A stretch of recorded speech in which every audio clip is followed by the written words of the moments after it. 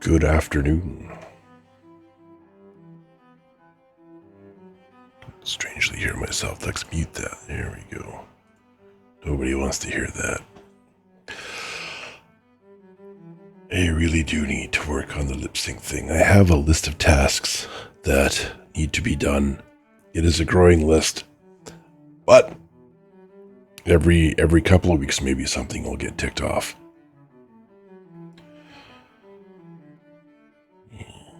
It's you know those beats you made the other day, Valena? They're great. What a strong color. Even the second time you see them, it's still obvious.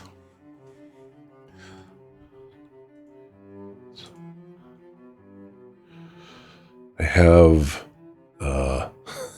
they are still red.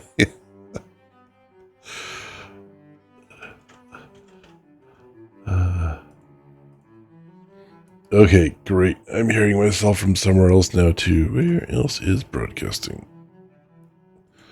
Let's cut that off, and there we go. Alright, I had too many browsers open. That should fix it. Yes. Alright. They were terribly, terribly red, as they were. But they're good. Getting those fruits and veggies from farmers directly.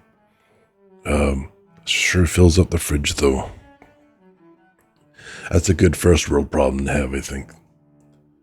So, we have the new chat widget gimmicky thing going. That's the Stream Elements one now.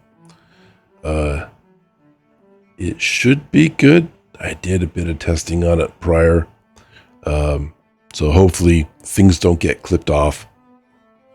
And it's easy enough to read. Yeah, even I can read it. Mind you, I'm like a foot and a half away from it, so that's a little different. Just a little bit.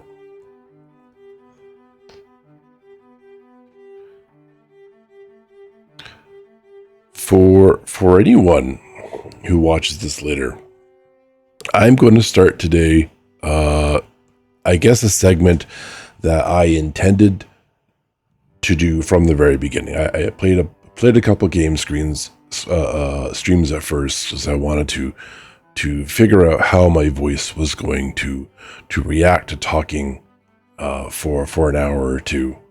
The first stream we went through like 90 minutes, like an hour and a half before I even realized it, and that was fine. And I believe the last one we did was 2 hours, and that was sufficient talking, I think. Today I'm going to start reading.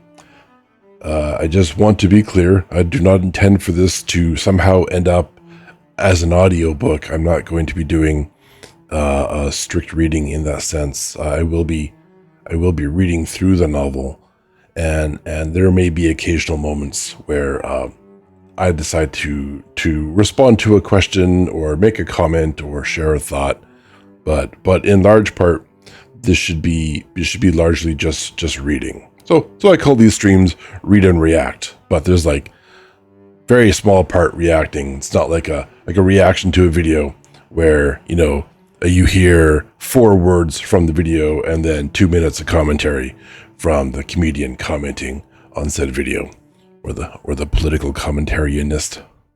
That's a new word. It's mine. You can use it with credits.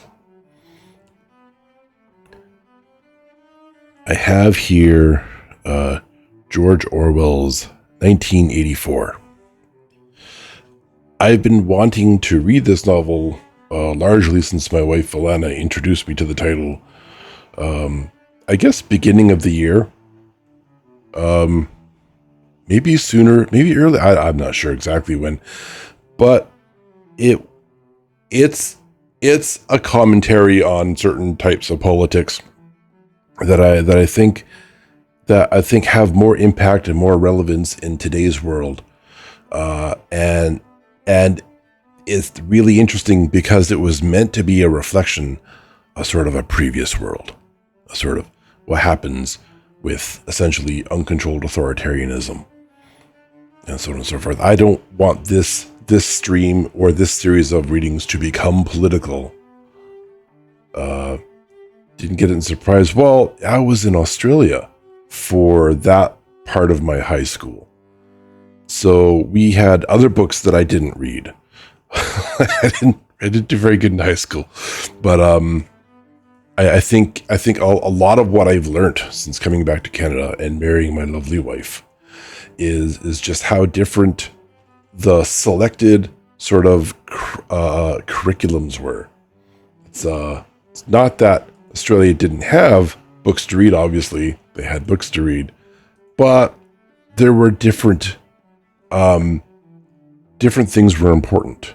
Like the wars that Australia was involved with over time was important to Australia. The sort of the plight of like the native populations of Australia were highlighted rather than like First Nations tribes in North America, for example. But so there's a lot of, now that we're back here, my peers, my friends, and mostly Valena's friends, they have this context, all of this sort of things they did in high school and elementary school, the texts that they've read, the activities they engaged in, even sometimes the way schools were organized and classes were run are very sort of, well, at least a little different, sometimes very different to me. So I find it sort of from a different perspective, minor culture shock in like the smallest sense, perhaps even you might be able to say. So every so often we have a conversation and it results in, oh, I'm surprised you didn't read that. I'm surprised you didn't do that. Why didn't things go this way? Even when I was in elementary school back in Canada, because I started off in Canada, it was no uniforms, right? As soon as we got to Australia, though, the schooling system over there largely requires its students to wear uniforms. So that was, I was 12 at the time. I had just started developing this idea of what it means to be a Canadian, growing into being a teenager and forming your own identity, right? I'm sure we all remember those years as a teenager when we had to be unique and identify ourselves as something that stood out from those around us, just like everybody else. And so I rebelled against the concept of a uniform. This was terrible teens. This was my antithesis. It was completely polar opposite to what I wanted to do, and it just killed me to wear a uniform. So I wore all sorts of stuff, and of course it was stinking bloody hot down there. And I was from Canada. We literally flew out of Canada 2 days at -40. That's centigrade for American viewers, which also happens to be a -40 Fahrenheit. And we landed in Australia to two days, the middle of a heat wave, +40. So we did an 80-degree shift in temperature, which if you're starting at freezing will nearly boil water. So that's probably a better concept, about 80% of the way to boiling water. And so I would wear jeans and sweaters or jackets. So 100-degree Fahrenheit shift. And that just killed me, but I didn't wear shorts. Very pale, very, very not Australian, very, very obviously not Australian, but, so that was some differences in the schooling systems. There you go. That's a tangent. That covers 9 minutes. We're 9 minutes in. It's great progress. So I guess I'll get started. I'm going to skip like the preambles and the author's notes and such. I did. Do I still have this? I had a website up. The wiki for 1984. I'm a proponent of Wikipedia. I think open education, free education is really important. Get as much information as you can, as Wikipedia for what it is.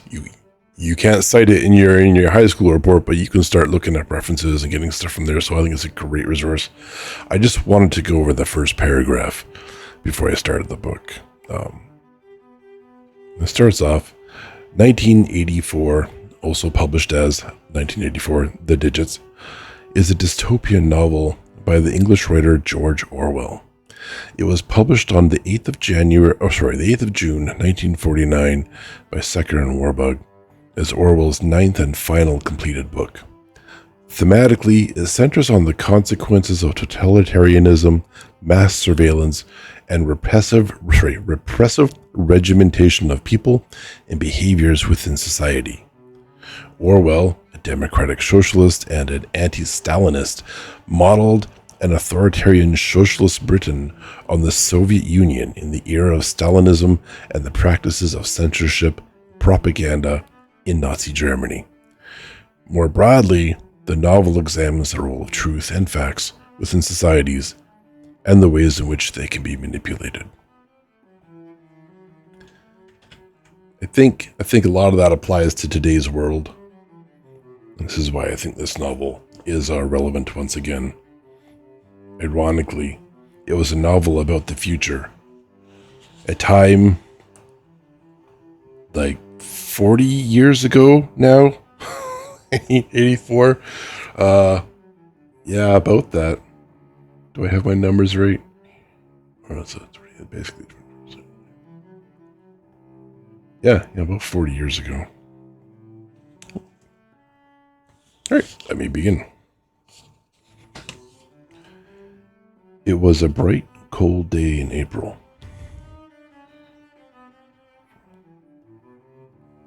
Yeah, I hear people did read this in high school. It was a bright, cold day in April, and the clocks were striking 13. Winston Smith, his chin nuzzled into his breast in an effort to escape the vile wind, slipped quickly through the glass doors of Victoria Mansions, though not quickly enough to prevent a swirl of gritty dust from entering along with him. The hallway smelt of boiled cabbage and old rag mats. At one end of it, a colored poster too large for indoor display had been tacked to the wall. It depicted simply an enormous face, more than a meter wide. The face of a man of about 45, with a heavy black mustache and ruggedly handsome features. Winston made for the stairs. It was no use trying the lift. Even at the best of times, it was seldom working, and at present the electric current was cut off during daylight hours. It was part of the economy drive in preparation for Hate Week. The flat was 7 flights up, and Winston, who was 39 and had a varicose ulcer above his right ankle, went slowly, resting several times on the way. On each landing, opposite the lift shaft, the poster with the enormous face gazed from the wall was one of those pictures which are so contrived that the eyes follow you about when you move. Big Brother is watching you. The caption beneath it ran. Inside the flat, a fruity voice reading out a list of figures which had something to do with the production of pig iron. The voice came from an oblong metal plaque, like a dulled mirror which formed part of the surface of the right-hand wall. Winston turned a switch, and the voice sank somewhat, though the words were still distinguishable.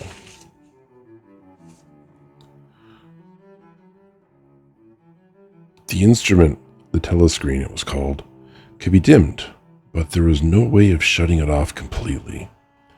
He moved over to the window, a smallish, frail figure, the meagerness of his body merely emphasized by the blue overalls, which were the uniform of the party. His hair was fair, his face naturally sanguine, his skin roughened by coarse soap and blunt razor blades in the cold of the winter that had just ended. Outside, Even through the shut window pane, the world looked cold. Down in the street, little eddies of wind were whirling dust and torn paper into spirals.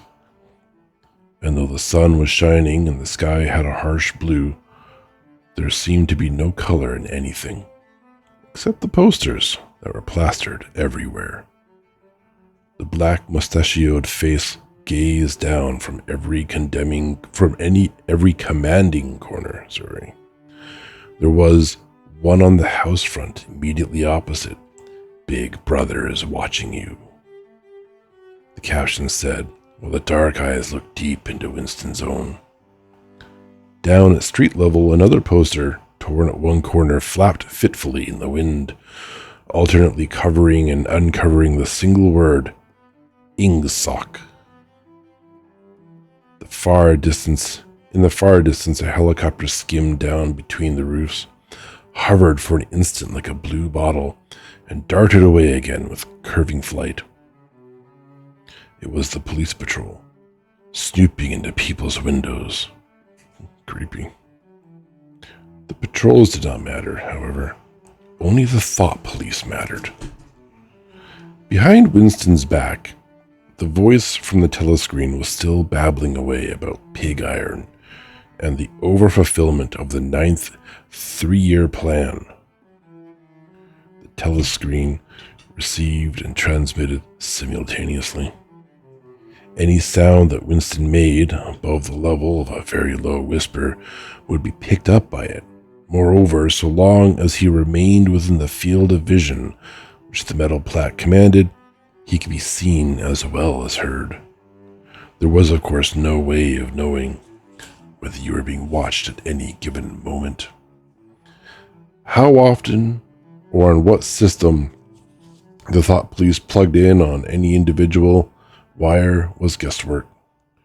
It was even conceivable that they watched everybody all the time. But at any rate, they could watch. Sorry, that's my spot. Siri is always listening.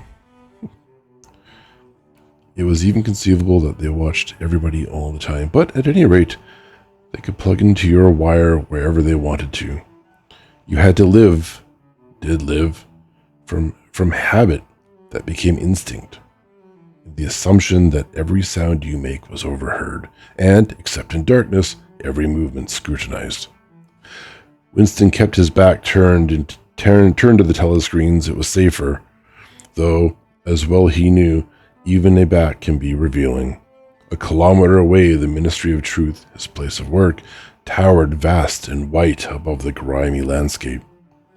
This, he thought with a sort of vague distaste, was London, chief city of Airstrip 1, itself the third most populous of the provinces of Oceania. He tried to squeeze out some childhood memory that should tell him whether London had always been quite like this. Were there always these vistas of rotting 19th century houses, their sides shored up with bulks of timber? Sorry, I'm trying to play with the light now.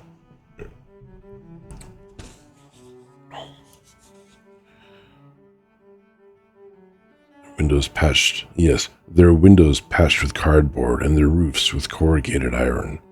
Their crazy garden walls sagged in all directions, and the bombed sites where the plaster dust swirled in the air and the willow herb straggled over the heaps of rubble, and the places where the bombs had cleared a large patch, and there had sprung up sordid colonies of wooden dwellings, like chicken houses?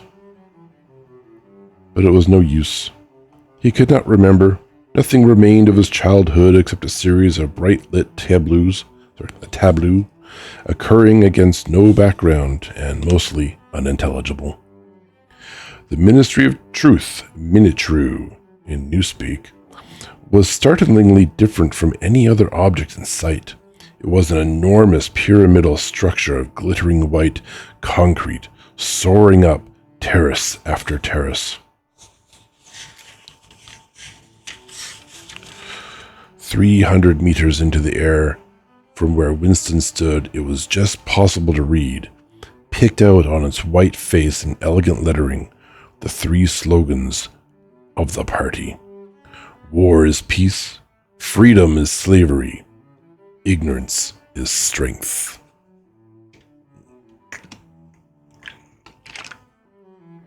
I will voluntarily hydrate. The Ministry of Truth contained, it was said, 3,000 rooms above ground level, and corresponding ramifications below. Ramifications? Yeah. Scattered about London, there were just 3 other buildings of similar appearance and size, so completely did they dwarf the surrounding architecture that from the roof of Victory Mansions you could see all 4 of them simultaneously.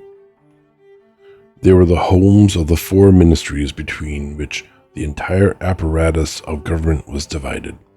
The Ministry of Truth, which concerned itself with news, entertainment, education, and the fine arts. The Ministry of Peace, which concerned itself with war. The Ministry of Love, which maintained law and order. And the Ministry of Plenty, which was responsible for economic affairs. Their names in newspeak: Mini True, Mini Pax, Mini Love, and Mini Plenty. How very creative. The Ministry of Love was the really frightening one. There were no windows in it at all. Winston had never been inside the Ministry of Love, nor within half a kilometer of it. It was a place impossible to enter except on official business, and then only by penetrating through a maze of barbed wire entanglements, steel doors, and hidden machine gun nests. Even the streets leading up to its outer barriers were roamed by gorilla-faced guards in black uniforms armed with jointed truncheons. I'm sure I mispronounced that. Winston turned around abruptly.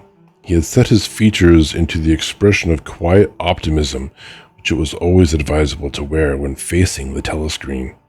He crossed the room into the tiny kitchen by leaving the ministry.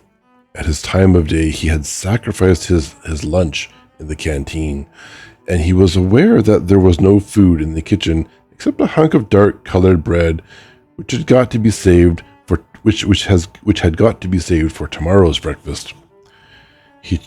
He took down from the shelf a bottle of colorless liquid with a plain white label marked Victory Gin. It in all capitals. Victory Gin.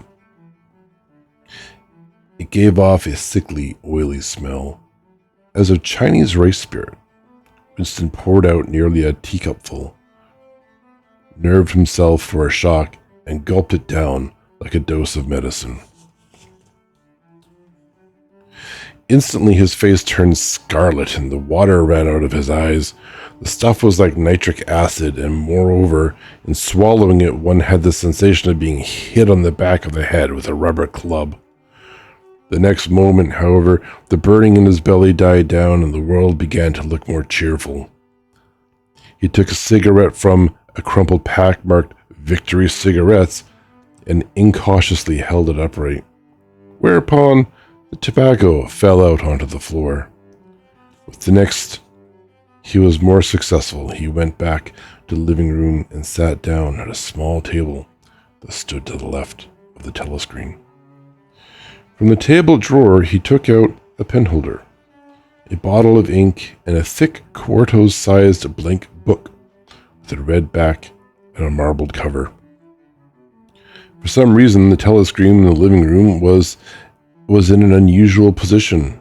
Instead of being placed, as was normal, in the end wall, where it could command the whole room, it was in the longer wall, opposite the window. To one side of it there was a shallow alcove in which Winston was now sitting, and which, when the flats were built, had probably been invented to hold bookshelves.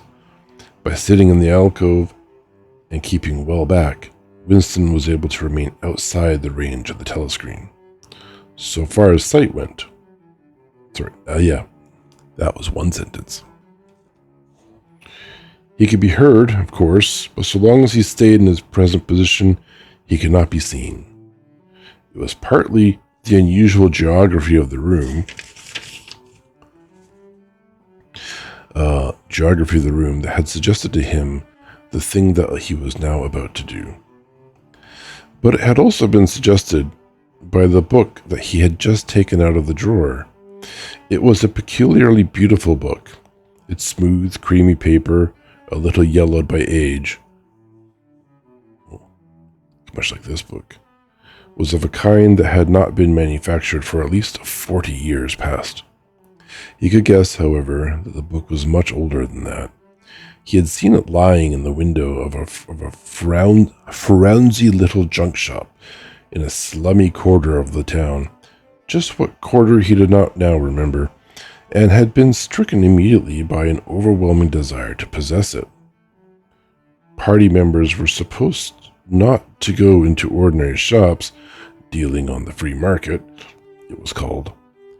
But the rule was not strictly kept, because there were various things, such as shoelaces and razor blades, which it was impossible to get a hold of in any other way. He had given a quick glance up and down the street and then had slipped inside and bought the book for $2.50. At the time, he was not conscious of wanting it for any particular purpose. He had carried it guiltily home in his briefcase.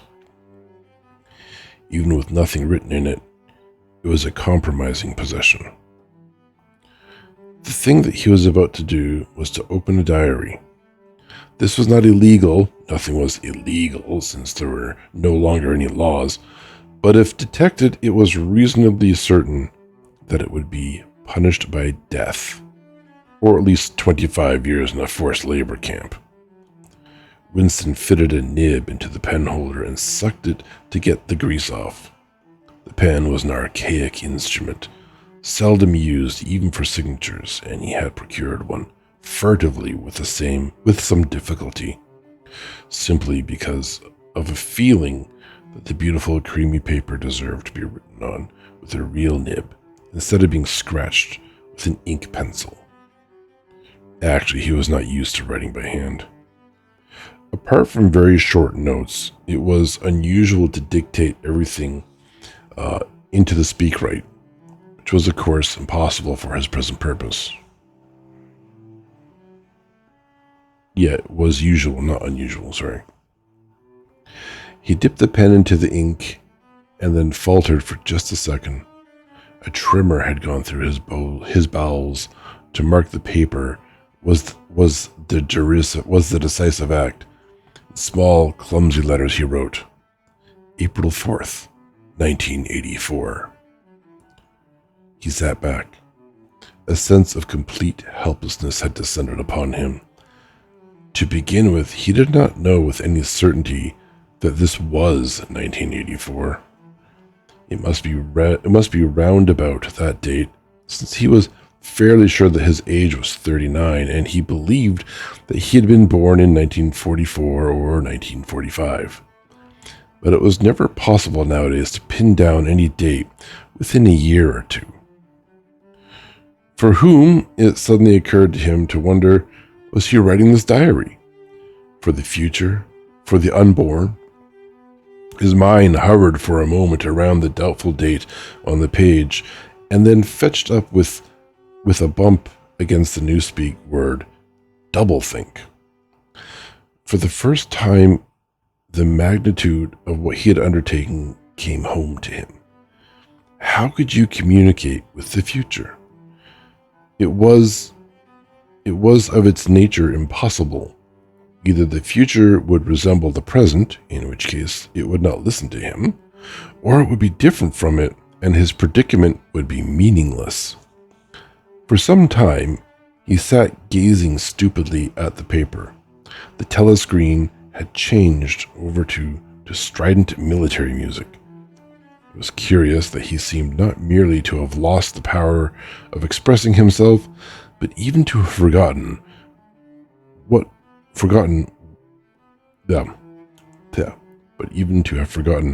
it was that he had originally intended to say. For weeks past, he had been making ready for this moment, and it had never crossed his mind that anything would be needed except courage. The actual writing would be easy. All he had to do was transfer to paper the interminable restless monologue that had been running inside his head.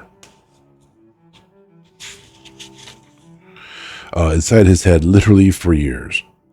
At this moment, however, even the monologue had dried up. Moreover, his varicose ulcer had begun itching unbearably. He dared not scratch it, because if he did so, it would always become inflamed.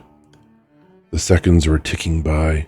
He was conscious of nothing except the blankness of the page in front of him, the itching of the skin above his ankle, the blaring of the music, and a slight booziness caused by the gin. Suddenly he began writing in sheer panic, only imperfectly aware of what he was setting down. His small but childish handwriting straggled up and down the page, shedding first its capital letters and finally even its full stops. Oh, joy, and I get to read it.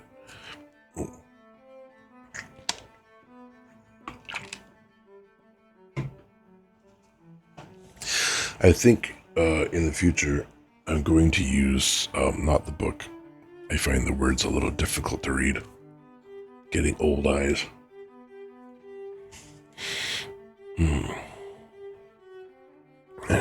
He writes, April 4th, 1984. Yeah. Last night to the flicks, all war films. One very good one, ship full of refugees being bombed somewhere in the Mediterranean. Maybe we can put an artificial page turning in here somewhere. Audience much amused by shots of a great huge fat man trying to swim away with a helicopter after him. First you saw him wallowing along in the water like a porpoise, then you saw him through the helicopter's gun sights, and he was full of holes, and the sea around him turned pink, and he sank as suddenly as all the holes had let in the water. Audience shouting with laughter when he sank. Then you saw a lifeboat full of children with a helicopter hovering over it, and there was a middle-aged woman, might have been a Jewess, sitting up in the bow with a little boy about 3 years old in her arms. Little boy screaming with fright and hiding his head between her breasts as if he was trying to burrow right into her, and the woman putting her arms around him and comforting him, although she was blue with fright herself, all the time covering him up as much as possible, as if she thought her arms could keep the bullets off him. Then the helicopter planted a 20-kilo bomb in among them. Terrific flash, and the boat went and the boat went all to matchwood. And there was a wonderful shot of a child's arm going up, up, up, right up into the air. A helicopter with a camera and his nose must have followed it up, and there was a lot of applause from the party seats, but a woman down in the prole part of the house suddenly started kicking up a fuss and shouting. They didn't ought her have showed it, not in front of the kids. It ain't right, not in front of kids. It ain't until the police turned her out. I don't suppose anything happened to her. Nobody cares what the proles say. Typical prole reaction. They never. Winston stopped writing, partly because he was suffering from cramp. He did not know what had made him pour out this stream of rubbish, but the curious thing was that while he was doing so, a totally different memory had clarified itself in his mind, to the point where he almost felt equal to writing it down. It was, he now realized, because of this other incident that he had suddenly decided to come home and begin the diary today. Yeah, fake it. It had happened. For those who aren't watching the stream, my wife is making comments about faking it. The page turning, presumably. It had happened that morning at the ministry, if anything so nebulous could be said to happen. It was nearly 1100, and in the records department where Winston worked, they were dragging the chairs out of the cubicles and grouping them in the center of the hall, opposite the big telescreen in preparation for the 2 minutes hate.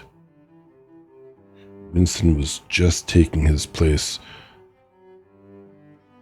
It literally says IRL. I can't possibly say IRL.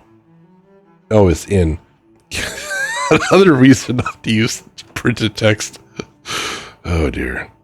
Winston was just taking his place in one of the middle rows when 2 people whom he knew by sight but had never spoken to came unexpectedly into the room.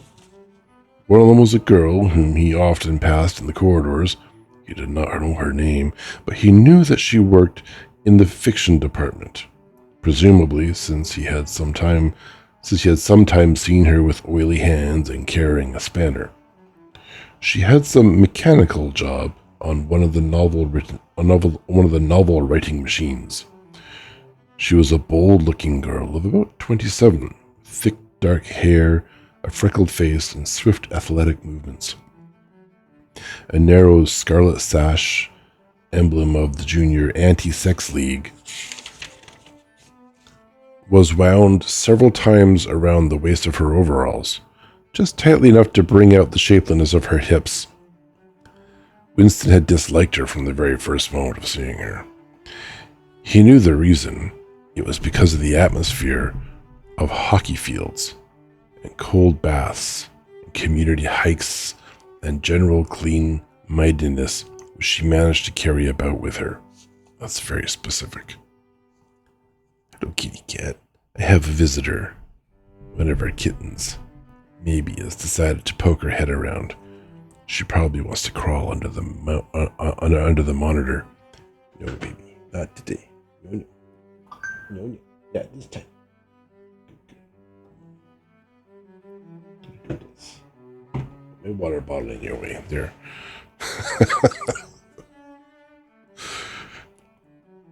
There, Thori maybe. Hopefully she doesn't decide to jump on the cables and ruin everything. Alright, where was I? Clean-mindedness which she managed to carry about with her. He disliked nearly all women, and especially the young and pretty ones. It was always the women, and above all the young ones who were the most bigoted adherents of the party, the swallowers of slogans, the amateur spies and nosers out of unorthodoxy. But this particular girl gave him the impression of being more dangerous than most. Once, when they passed in the corridor, she had given him a quick sidelong glance, which seemed to pierce right into him, and for a moment had filled him with black terror. The idea had even crossed his mind that she might be an agent of the thought police. That, it was true, was very unlikely. Still, he continued to feel a peculiar unease, which had fear mixed up in it as well as hostility, whenever she was anywhere near him. The other person was a man named O'Brien, a member of the inner party and holder of some post so important and remote that Winston had only a dim idea of its nature.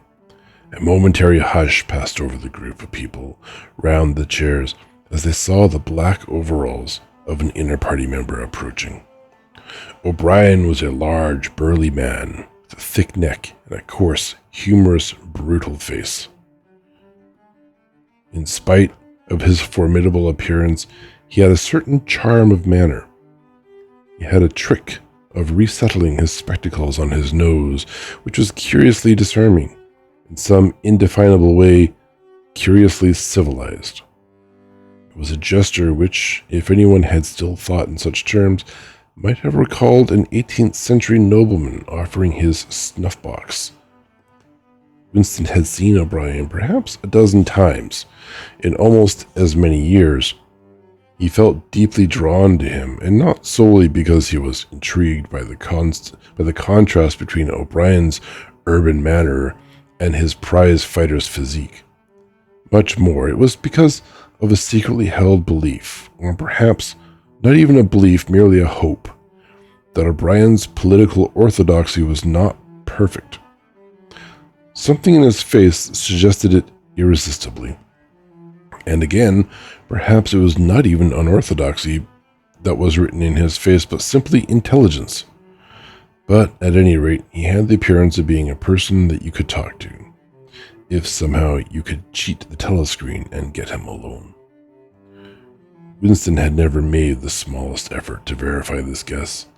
Indeed, there was no way of doing so. At the moment O'Brien glanced at his wristwatch, saw that it was nearly 1100, and evidently decided to stay in the records department until the 2 minutes hate was over. He took a chair in the same row as Winston, a couple of places away. A small, sandy-haired woman who worked in the next cubicle to Winston was between them. The girl with dark hair was sitting immediately behind. The next moment, a hideous, grinding screech, as of some monstrous machine running without oil, burst from the big telescreen at the end of the room. It was a noise that set one's teeth on edge and bristled the hair at the back of one's neck. The hate had started. As usual, the face of Emmanuel Goldstein, the enemy of the people, had flashed onto the screen. There were hisses here and there among the audience. The little sandy-haired woman gave a squeak of mingled fear and disgust. Goldstein was the renegade and the backslider who once, long ago, how long ago, nobody quite remembered, had been one of the leading figures of the party. Almost on a level with Big Brother himself. Then he had engaged in counter-revolutionary activities, had been condemned to death, and had mysteriously escaped and disappeared. The programs of the 2-minute hate varied from day to day, but there was none in which Goldstein was not the principal figure.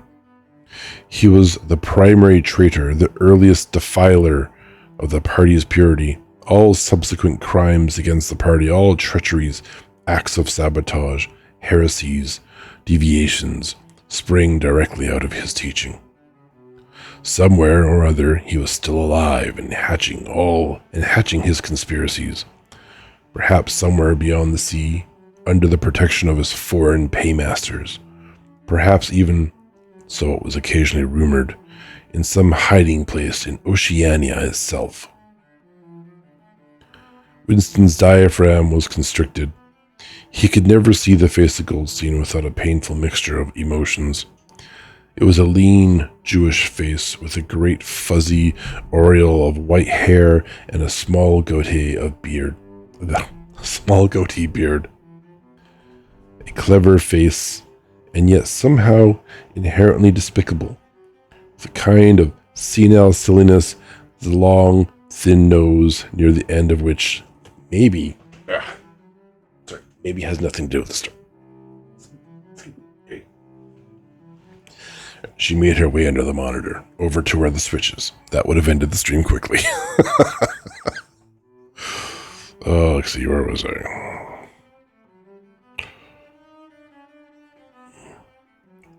Sippy. Oh, yes, not a bad idea.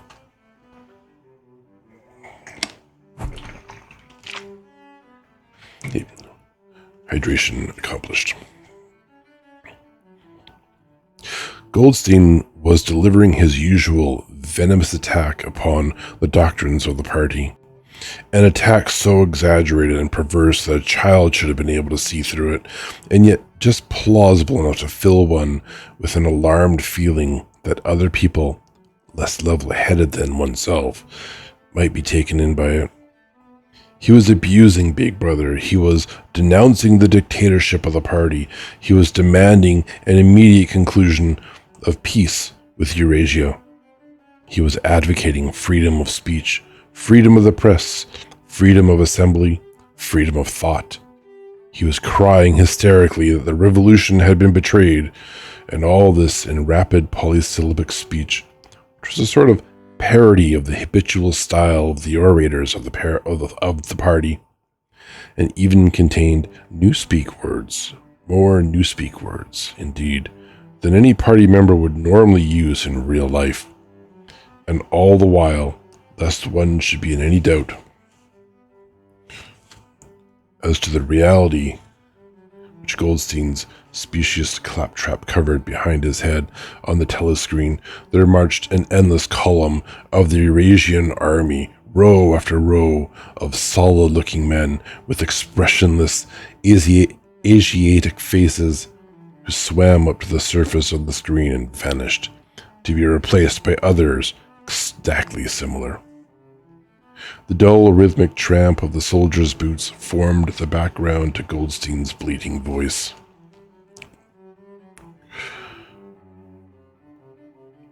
Yeah, what horrible ideals indeed.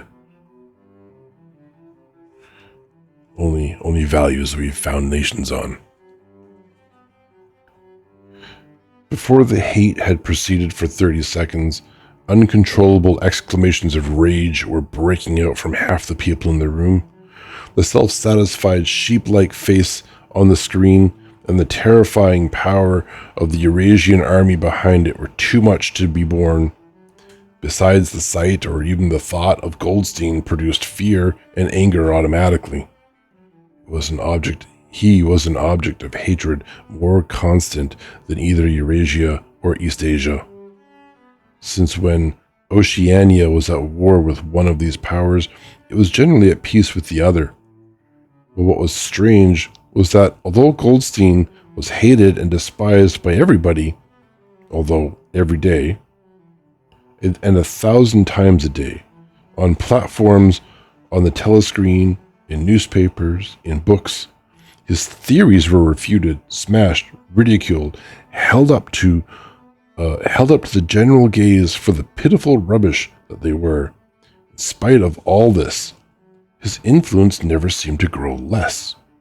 Always there were fresh dupes waiting to be seduced by him. A day never passed when spies and saboteurs acting under his directions were not unmasked by the thought police. He was the commander of a vast, shadowy army, an underground network of conspirators dedicated to the overthrow of the state. The Brotherhood, its name was supposed to be. There were also whispered stories of a terrible book, a compendium of all the heresies, of which Goldstein was the author, and which circulated clandestinely here and there. It was a book without a title. People referred to it, if at all, simply as the book. But one knew of such things only through vague rumors. Neither the Brotherhood nor the book was a subject that any ordinary party member would mention if there was a way of avoiding it. In its second minute, the hate rose to a frenzy. People were leaping up and down in their places and shouting at the tops of their voices in an effort to drown the maddening, bleating voice that came from the screen. The little sandy-haired woman had turned bright pink, and her mouth was opening and shutting like that of a landed fish. Even O'Brien's heavy face was flushed. He was sitting very straight in his chair, his powerful chest swelling and quivering as though he were standing up to the assault of a wave. The dark-haired girl behind Winston had begun crying out, "Swine! Swine! Swine!" Probably in a higher-pitched voice. And suddenly she picked up a heavy newspeak dictionary and flung it at the screen. It struck Goldstein's nose and bounced off. The voice continued inexorably in a lucid moment, Winston found that he was shouting with the others and kicking his heel violently against the rung of his chair. The horrible thing about the 2 minutes hate was not that one was obliged to act a part, but that it was impossible to avoid joining in. Within 30 seconds, any pretense was always unnecessary. a hideous ecstasy of fear and vindictiveness, a desire to kill, to torture, to smash faces in with a sledgehammer, seemed to flow through the whole group of people like an electric current, turning one, even against one's will, into a grimacing, screaming lunatic. And yet, the rage that one felt was an abstract, undirected emotion, which could be switched from one object to another, like the flame of a blow lamp. Thus, at one moment, Winston's hatred was not turned against Goldstein at all, but, on the contrary, against Big Brother, the party, and the thought police. And at such moments his heart went out to the lonely, derided heretic on the screen, sole guardian of truth and sanity in a world of lies.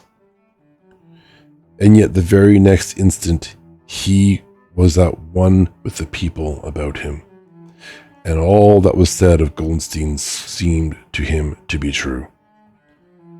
At those moments, his secret loathing of Big Brother changed into adoration, and Big Brother seemed to tower up, an invincible, fearless protector, standing like a rock against the hordes of Asia and Goldstein, in spite of his isolation, his helplessness, and the doubt that hung about his very existence.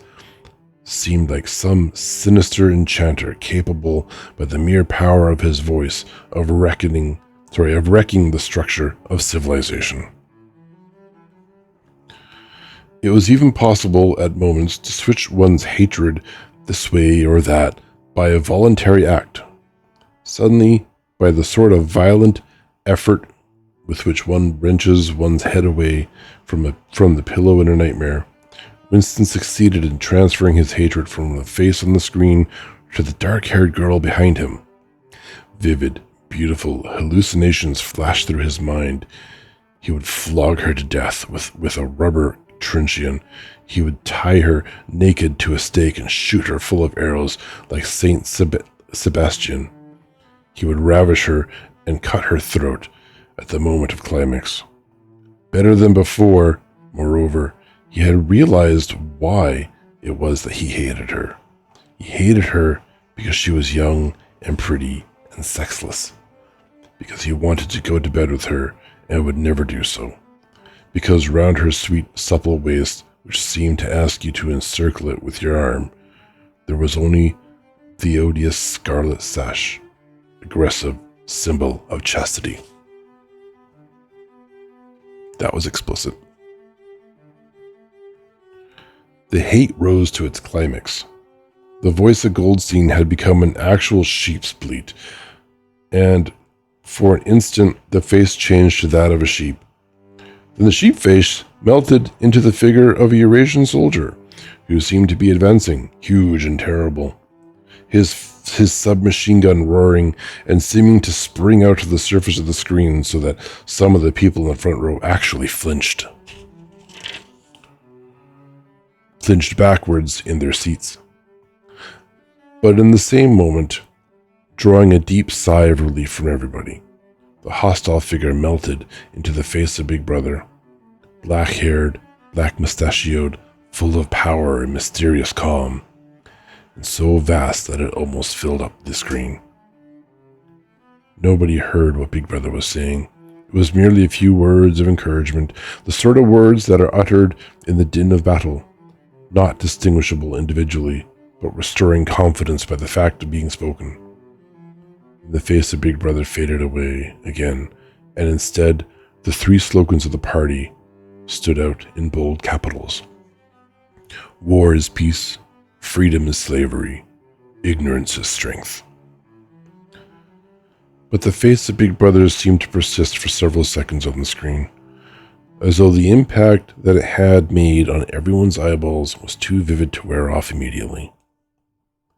The little sandy-haired woman had flung herself forward over the back of the chair in front of her with a tremendous murmur that sounded like, "My savior." She extended her arms towards the screen, and she buried her face in her hands. It was apparent that she was uttering a prayer.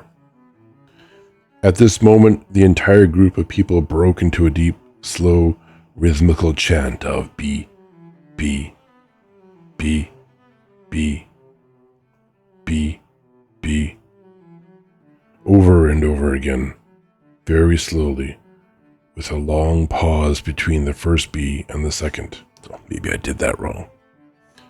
A heavy, murmurous sound, somehow obviously, curiously savage, in the background of which one seemed to hear the stamp of naked feet and the throbbing of tom-toms. For perhaps as much as 30 seconds they kept it up. It was a refrain that was often heard in moments of overwhelming emotion. Partly, it was a sort of hymn to the wisdom and majesty of Big Brother, but still more it was an act of self-hypnosis, a deliberate drowning of consciousness by means of rhythmic noise. Winston's entrails seemed to grow cold. In the 2 minutes hate, he could not help sharing in the general delirium. But this subhuman chanting of B, B, B, B, always filled him with horror. Of course he chanted with the rest. It was impossible to do otherwise. To dissemble your feelings, to control your face, to do what everyone else was doing, was an instinctive reaction. But there was a space of a couple seconds during which the expression in his eyes might conceivably have betrayed him. And it was exactly at this moment that the significant thing happened, if indeed it did happen. Momentarily he caught O'Brien's eye. O'Brien had stood up, taken off his spectacles, and was in the act of resettling them on his nose with his characteristic gesture, but there was a fraction of a second when their eyes met, and for as long as it took to happen, Winston knew, yes, he knew, that O'Brien was thinking the same thing as himself. An unmistakable message had passed. It was as though their two minds had operated at I completely lost my spot, good lord. Unmistakable message, the 2 minds had opened, yeah. It was as though their 2 minds had opened and the thoughts were flowing from one into the other through their eyes.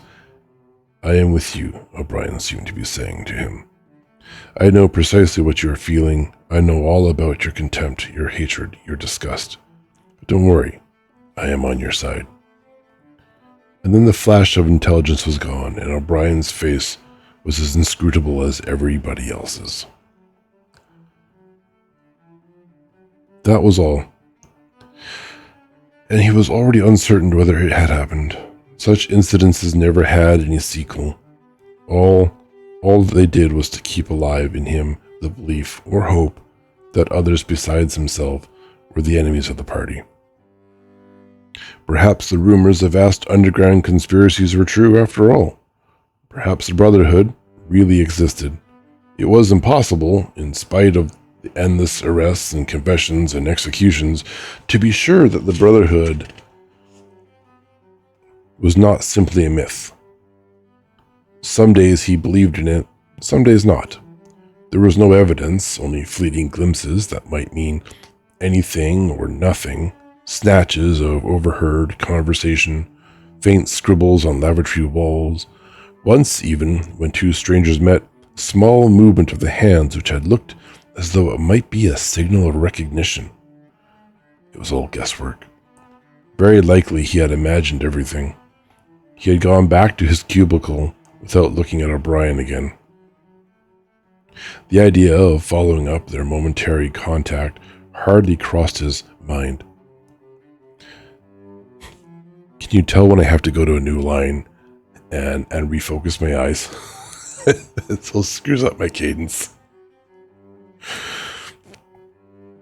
It would have been inconceivably dangerous even if he had known how to set about doing it. For a second, 2 seconds, they had exchanged an equivocal glance, and that was the end of the story. But even that was a memorable event in the locked loneliness. in which one had to live. Winston roused himself and sat up straighter. He let out a belch. The gin was rising from his stomach. His eyes refocused on the page. He discovered that while he sat helplessly musing, he had also been writing, as though by automatic action.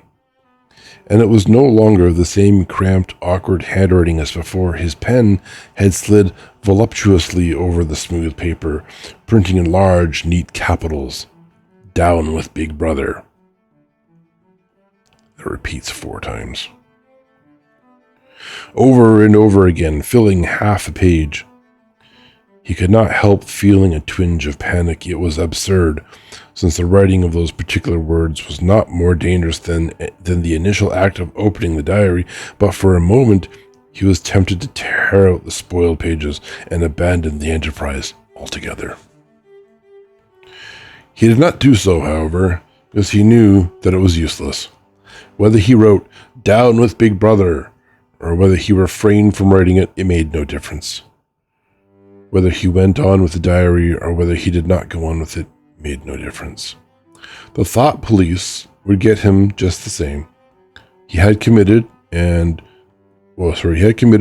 still have committed, even if he had never set pen to paper, the essential crime that contained all others in itself. Thought crime. They called it. Thought crime was not a thing that could be concealed forever. You might dodge successfully for a while, even for years, but sooner or later, they were bound to get you. It was always at night. The arrests invariably happened at night. The sudden jerk out of sleep, the rough hand shaking your shoulder, the lights glaring in your eyes, the ring of hard faces round the bed. In the vast majority of cases, there was no trial, no report of the arrest. People simply disappeared. Always during the night. Your name was removed from the registers. Every record of everything you had ever done was wiped out. Your one-time existence was denied and then forgotten. You were abolished, annihilated, vaporized was the usual word. For a moment, he was seized by a kind of hysteria. He began writing in a hurried, untidy scrawl. "They'll shoot me, I don't care. They'll shoot me in the back of the neck, I don't care. I don't care. Down with Big Brother.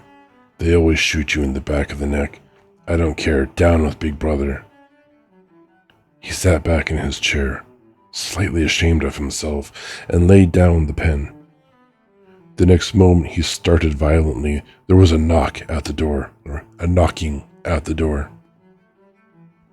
Already, he had sat as still as a mouse, in the futile hope that whoever it was might go away after a single attempt. But no, the knocking was repeated. The worst thing of all would be to delay. His heart was thumping like a drum, but his face, from long habit, was probably expressionless. He got up and moved heavily towards the door. That's the end of chapter 1. I'm going to take a little break, I think. Drink a little more water.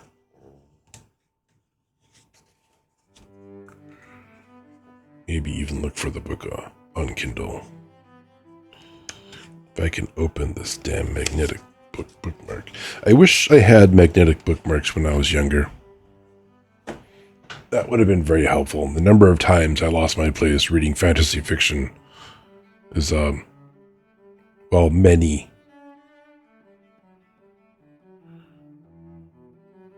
Oh, Valana, did you send me a link? Is that what that is?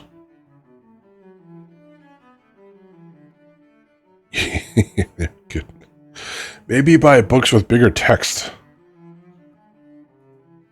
That's right. It's all your fault.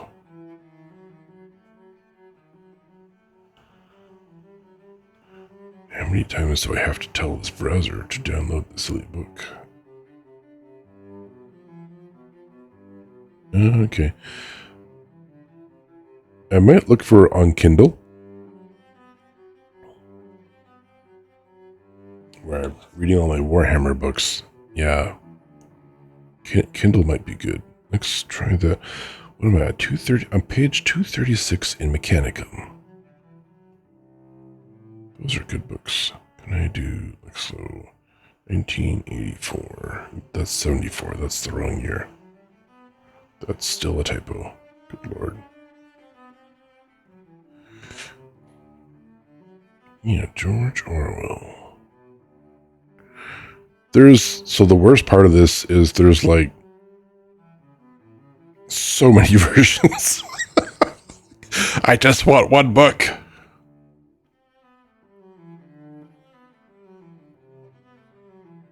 Download sample, this says. Oh, good. It wants me to pay 99 cents. Are you kidding me?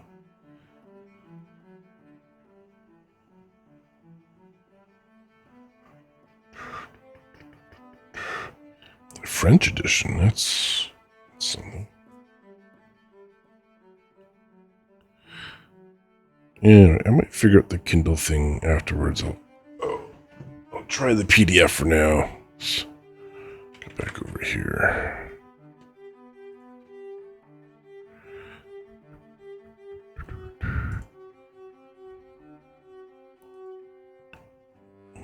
Water.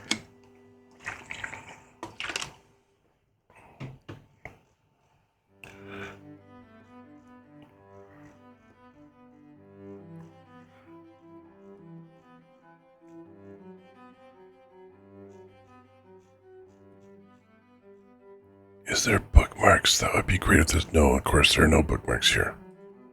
That's chapter 3. I don't think I'm on chapter 3.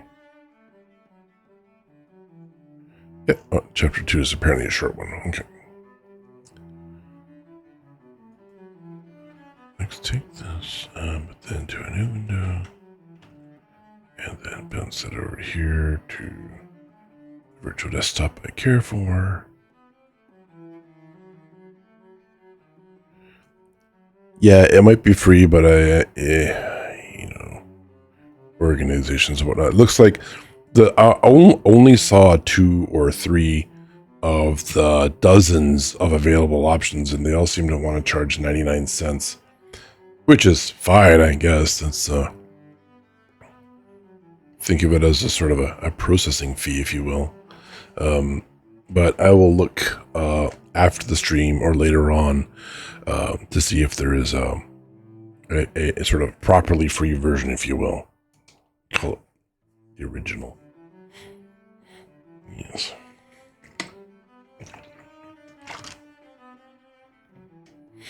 I have a fan running. Can you hear the fan, like, at all?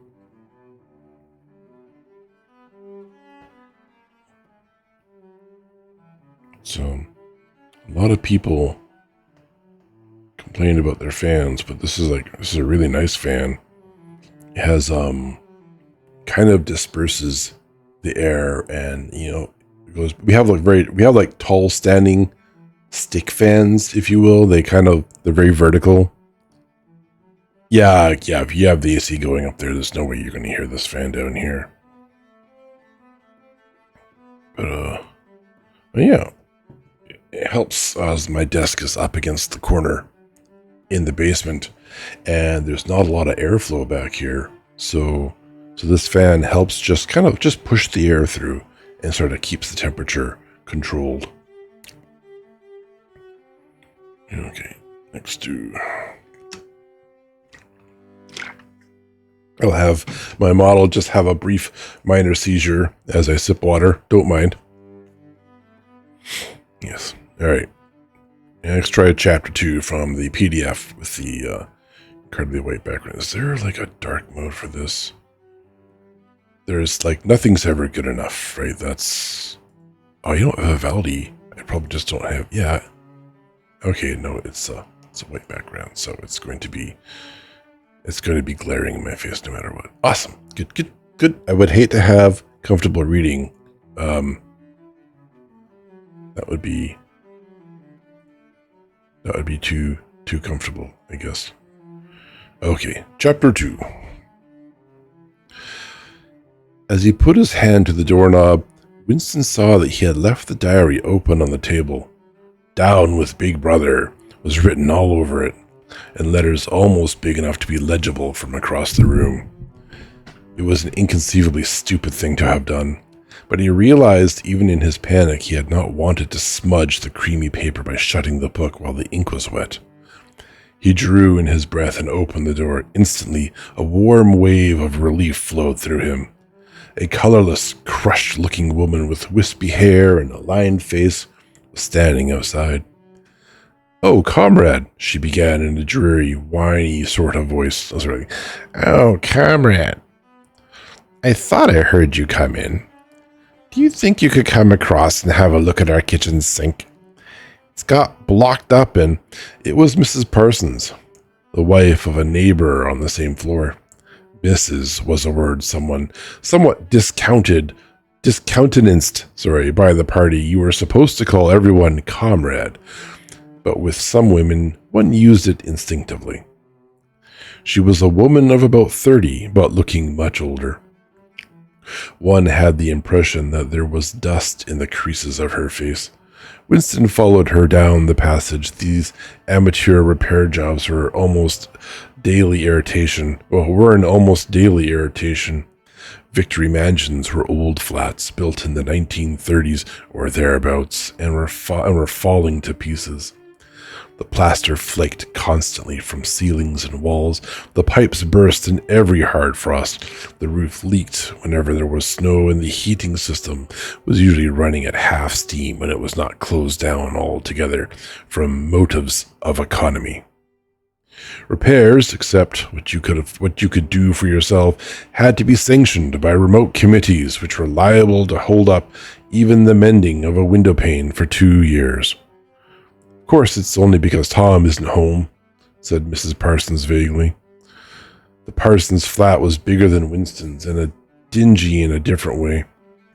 Everything had a battered, trampled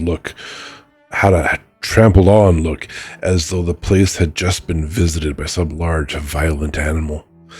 Games, impedimenta, hockey sticks, boxing gloves, a burst football, a pair of sweaty shorts turned inside out lay all over the floor, and on the table there was a litter of dirty dishes and dog-eared exercise books.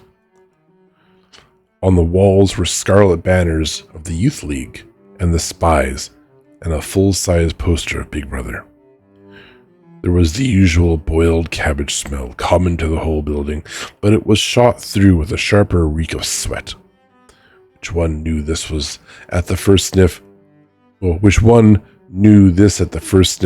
though it was hard to say how the sweat of some person not present at the moment. It was hard to say how was the sweat. Okay, I don't understand the grammar of that sentence. In another room, someone with a comb and a piece of toilet paper was trying to keep tune with the military music, which was still issuing from the telescreen. "It's the children," said Mrs. Parsons, casting a half-apprehensive glance at the door. "They haven't been out today, and of course," she had a habit of breaking off her sentences in the middle. The kitchen sink was full nearly to the brim with filthy greenish water, which smelt worse than ever of cabbage. Winston knelt down and examined the angle joint of the pipe. He hated using his hands, and he hated bending down, which was always liable to start him coughing. Mrs. Parsons looked on helplessly. "Of course, if Tom was home, he'd put it right in a moment," she said. "He loves anything like that. He's ever so good with his hands, Tom is." Parsons was Winston's fellow employee at the Ministry of Truth. He was a fattish but active man of paralyzingly stupidity and a mass of imbecile enthusiasms. One of those completely unquestioning, devoted drudges on whom more even than on the thought police. Let me start that again. One of those completely unquestioning, devoted drudges on whom, more even than the thought police, the stability of the party depended. At 35, he had just been unwillingly evicted from the Youth League, and before graduating into the Youth League, he had managed to stay on in the Spies for a year beyond the statutory age. At the ministry, he was employed in some subordinate post for which intelligence was not required. But on the other hand, he was a leading figure on the sports committee and all the other committees engaged in organizing community hikes, spontaneous demonstrations, savings campaigns, and voluntary activities generally. He would inform you with quiet pride, between whiffs of his pipe, that he had put in an appearance at the community center every evening for the past 4 years. An overpowering smell of sweat, a sort of unconscious testimony to the strenuousness of his life, followed him about wherever he went, and even remained behind him after he had gone. "Have you got a spanner?" said Winston. Sorry. I tried to make him sound like an old woman. "Have you got a spanner?" said Winston, fiddling with the nut on the angle joint. "A spanner?" said Mrs. Parsons, immediately becoming invertebrate. "I don't know, I'm sure. Perhaps the children." There was a trampling of boots and another blast on the comb as the children charged into the living room. Mrs. Parsons brought the spanner. Winston let out the water and disgustedly removed the clot of human hair that had blocked up the pipe. Ugh. He cleaned his fingers as best he could in the cold water from the tap and went back into the other room. "Up with your hands," yelled a savage voice. A handsome, tough-looking boy of 9 had popped up from behind the table and was menacing him with a toy automatic pistol, while his small sister, about 2 years younger, made the same gesture with a fragment of wood. Both of them were dressed in the blue shorts, gray shirts, and red neckerchiefs, which were the uniform of the spies. Winston raised his hands above his head, but with an uneasy feeling. So vicious was the boy's demeanor that it was not altogether a game. "You're a traitor," yelled the boy. "You're a thought criminal. You're a Eurasian spy. I'll shoot you. I'll vaporize you. I'll send you to the salt mines." Suddenly, they were both leaping around him, shouting "traitor" and "thought criminal," the little girl imitating her brother in every movement. It was somehow slightly frightening, like the gamboling of tiger cubs. The gamboling? I'm learning words today. The gamboling of tiger cubs, which will soon grow into man-eaters. There was a sort of calculating ferocity in the boy's eye, a quite evident desire to hit or kick Winston in a consciousness of being very nearly big enough to do so. It was a good job. It was not a real pistol he was holding, Winston thought. It was a good... Yeah, okay. Mrs. Parsons' eyes flitted nervously from Winston to the children and back again. In the better light of the living room, he noticed with interest that there actually was dust in the creases of her face. "They do get so noisy," she said. "They're disappointed because they couldn't go see the hanging. That's what it is. I'm too busy to take them, and Tom won't be back from work in time." "Why can't we go and see the hanging?" roared the boy in his huge voice. "Want to see the hanging! Want to see the hanging!" chanted the little girl, still capering around. Some Eurasian prisoners guilty of war crimes were to be hanged in the park that evening, Winston remembered. This happened about once a month, and was a popular spectacle. Children always clamored to be taken to see it. He took his leave of Mrs. Parsons and made for the door, but he had not gone 6 steps down the passage when something hit the back of his head, an agonizing, painful blow. It was as though a red-hot wire had been jabbed into him. He spun around just in time to see Mrs. Parsons dragging her son back into the doorway, while the boy pocketed a catapult. "Goldstein," bellowed the boy as the door closed on him. But what most struck Winston was the look of helpless fright on the woman's grayish face. Back in the flat, he stepped quickly past the telescreen and sat down at the table again, still rubbing his neck. The music from the telescreen had stopped. Instead, a clipped military voice was reading out, with a sort of brutal relish, a description of the armaments of the new floating fortress, which had just been anchored between Iceland and the Faroe Islands. Those children, he thought, that wretched woman must lead a life of terror. Another 2 years, and they would be watching her night and day for symptoms of unorthodoxy. Nearly all children nowadays were horrible. What was worst of all was that by means of such organizations as the spies, they were systematically turned into ungovernable little savages. Yet this produced in them no tendency whatever to rebel against the discipline of the party. On the contrary, they adored the party and everything connected with it. The songs, the processions, the banners, the hiking, the drilling with dummy rifles, and the yelling of slogans, the worship of Big Brother. It was all sort of a glorious game to them. All their ferocity was turned outwards against the enemies of the state, against foreigners, traitors, saboteurs, thought criminals. It was almost normal for people over 30 to be frightened of their own children.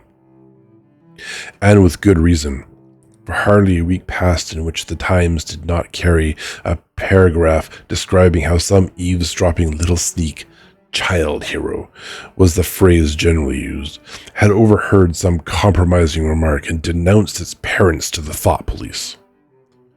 The sting of the catapult bullet had worn off. He picked up his pen half-heartedly, wondering whether he could find something more to write in the diary. Suddenly he began thinking of O'Brien again. Years ago, how long was it? 7 years it must be. He had dreamed that he was walking through a pitch-dark room, and someone sitting next to one side of him had said as he passed, "We shall meet in the place where there is no darkness." It was said very quietly, almost casually, a statement, not a command. He had walked on without pausing. What was curious was that at the time, in the dream, the words had not made much impression on him. It was only later, and by degrees, that they had seemed to take on significance.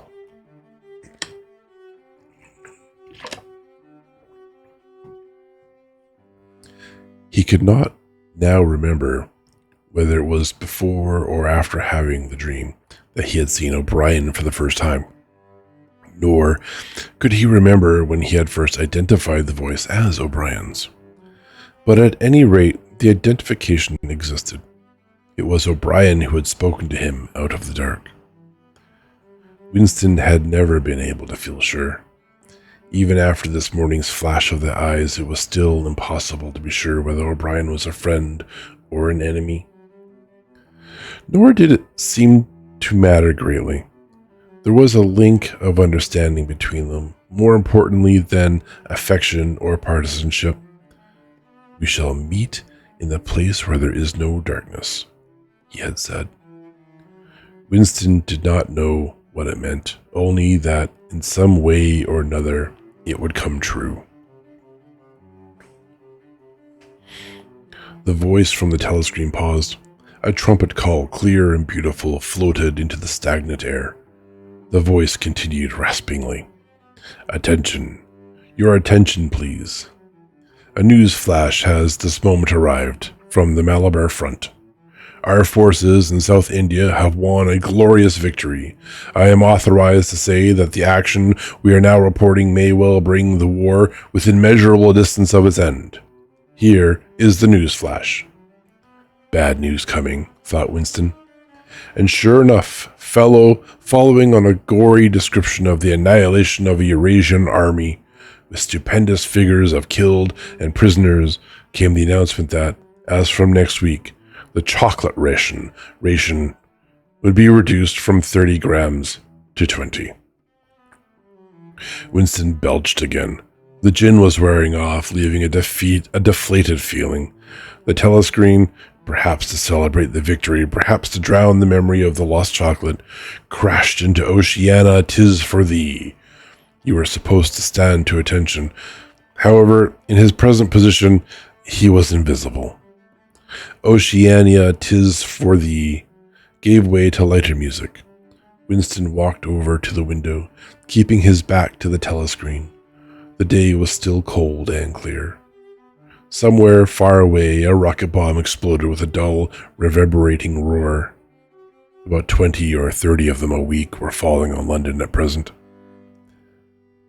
Down in the street, the wind flapped the torn poster to and fro, and the word Ingsoc fitfully appeared and vanished.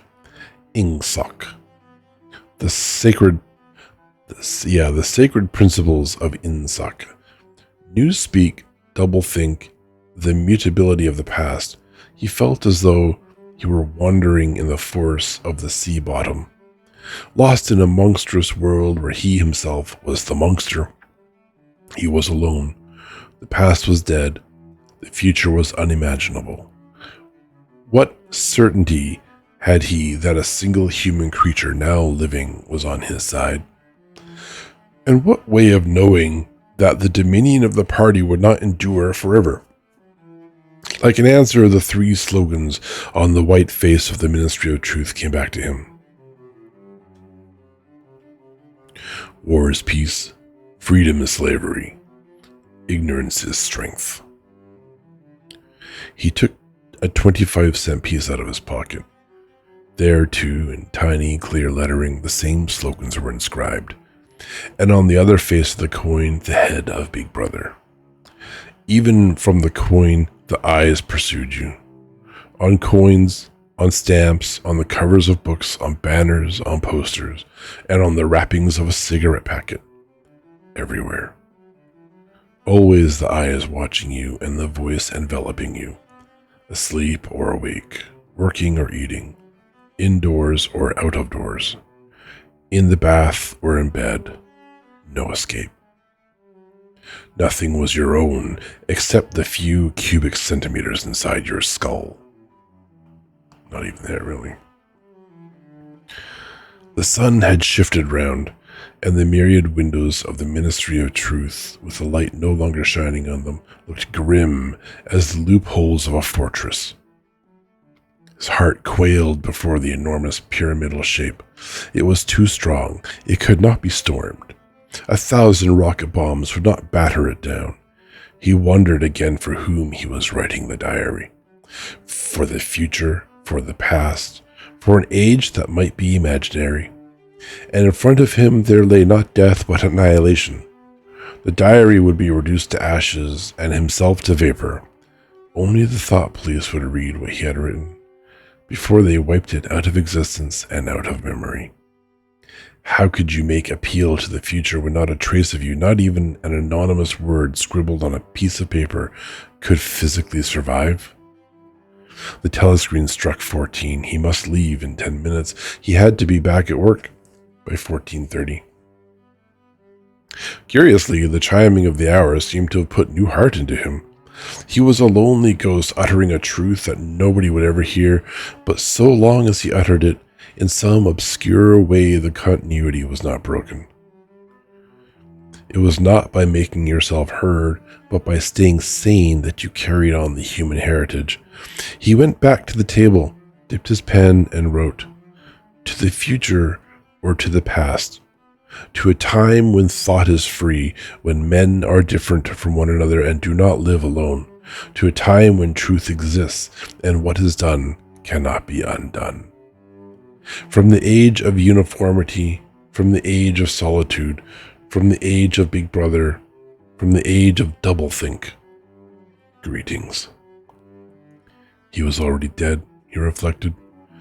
It seemed to him that it was only now, when he had begun to be able to formulate his thoughts, that he had taken the decisive step. The consequences of every act are included in the act itself, he wrote. Thought crime does not entail death. Thought crime is death.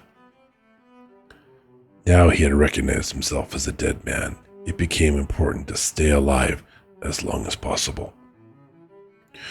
2 fingers of his right hand were ink-stained. It was exactly the kind of detail that might betray you.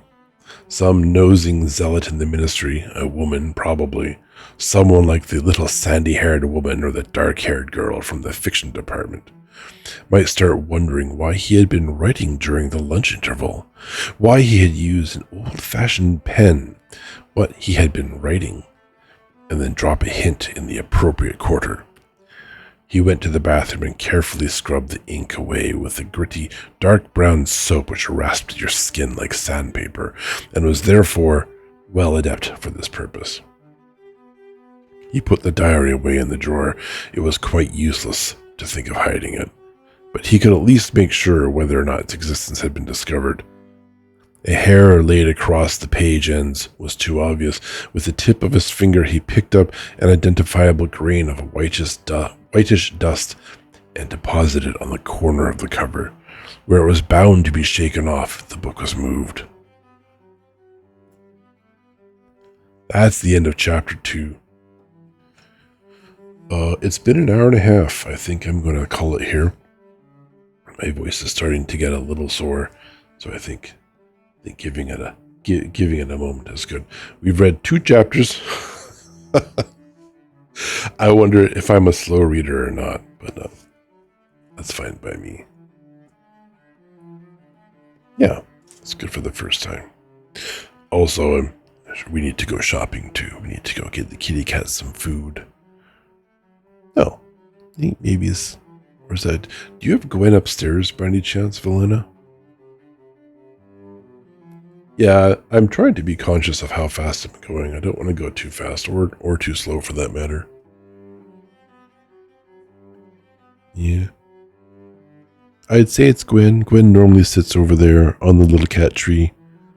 But her head is awfully small. It makes me think of maybe. It's the black one. Either way. Yeah. Cool. I have